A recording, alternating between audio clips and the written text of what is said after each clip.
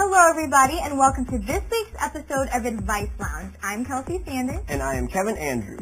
Now every week we take randomly submitted emails submitted by you guys, our members, and try to give you advice on anything and everything you could possibly imagine. That's right. Now some of the topics may be considered a little bit mature, but teens today are faced with these situations and we just want to provide a place where they can feel safe about getting good advice from their peers. Yeah, so we took some emails from the younger teens as well as some emails from the older teens and tried to cover all of our bases this week. Alright, well our first question today comes from Girl Sports 9 and she writes, how do I know when I'm ready to date? Okay, well there's some things to consider here. Number one would be, what is your definition of dating? Is it just spending time alone with that person, or is it getting involved in sexual relations? Only you can decide when you're ready to take each step in the dating process. And a lot of times, teens turn to their peers to see what they should be doing when they really should just look to themselves to determine when they're ready to take each step. Now, there's no right or wrong in this, but just make sure that whatever you decide to be safe. And also keep the communications clear between the person you're dating and yourself. And if they're not willing to respect your boundaries, then that person you're dating just isn't the right person for you.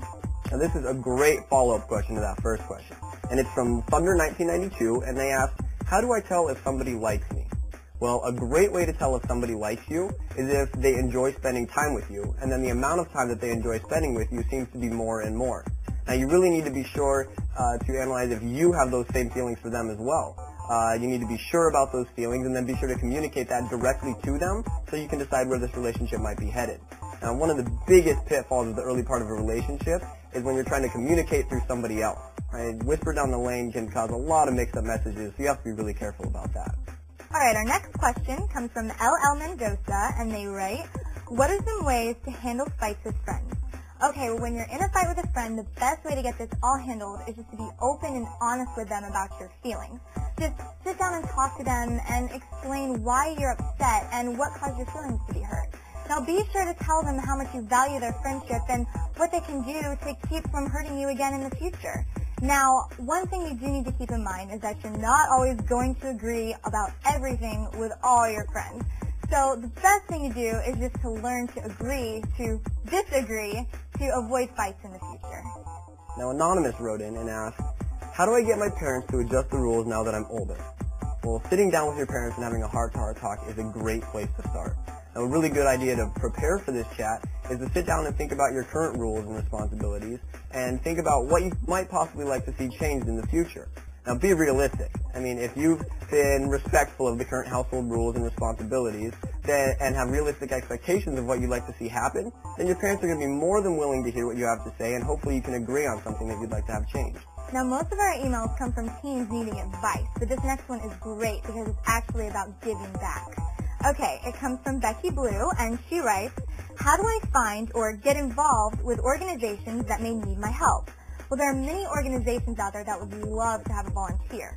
But before you decide to volunteer your time, sit down and think about what issues matter most to you and also decide how much time you have on your hands to actually volunteer. That way, not only will the organization have a great committed volunteer, but you'll feel great about contributing to a cause that means a lot to you. So talk to a guidance counselor at your school, or talk to a teacher or your parents, and even go online to search causes and issues that may matter to you.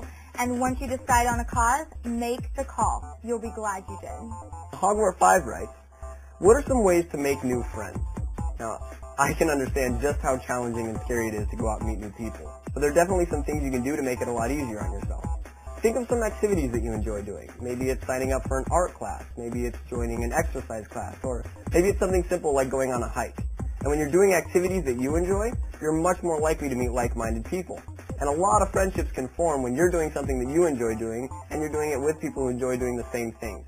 Now, a way to make it easier on yourself and meet more people is by doing a variety of activities. That way you have a lot more chances to meet people that you can enjoy.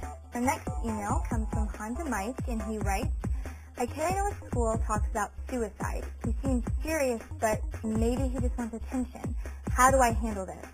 This is definitely not a matter to be taken lightly, and you won't have a second chance if he is serious. If you're his friend, then I would encourage him to talk to his parents and school counselor. If you're truly concerned for his safety, then I would talk to his parents for him if he refuses to. Now, I know the worst thing in the world would be to have him mad at you, but at least he would still be alive. Oftentimes teenagers voice suicidal thoughts because of the complete, overwhelming feelings that they're having at that moment. And he might see suicide as a solution to all of his problems. Now, this is a fatal, tragic, and completely irreversible decision. And if he's using this just to try and get attention, and this is the way that he's trying to do it, he is obviously in need of some psychological help, and that's even more of a reason to go talk to his parents about it. And this is Kevin Andrews. And Kelsey Sanders for Advice Lounge. Now remember to keep your emails coming, and maybe your question will be featured on the next episode. And remember, use your head. Every choice has a consequence. Be smart.